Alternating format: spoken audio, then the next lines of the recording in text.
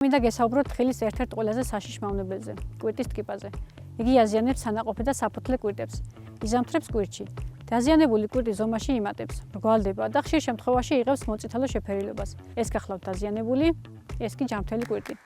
დამეთანხმებით განსხვავება ნამდვილად დიდია. თითო დაზიანებულ კვირტში ინტენსიური გამრავლების დროს შესაძლოა 30,000 ტკიპა აღმოჩნდეს. გამოზამთრებული ტკიპების გაზაფხულის მიგრაცია ახალგაზრდა კვირტებში იწყება მაისში, ზაფხულისა კი ივლის-აგვისტოში.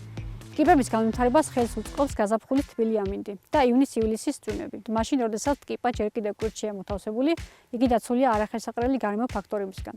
შესაბამისად, ამ პერიოდში ნებისმიერი აკარიციდით წამლობა უშედეგოა. წამლობა უნდა ჩატარდეს მიგრაციის პერიოდში, გაზაფხულზე და ზაფხულში.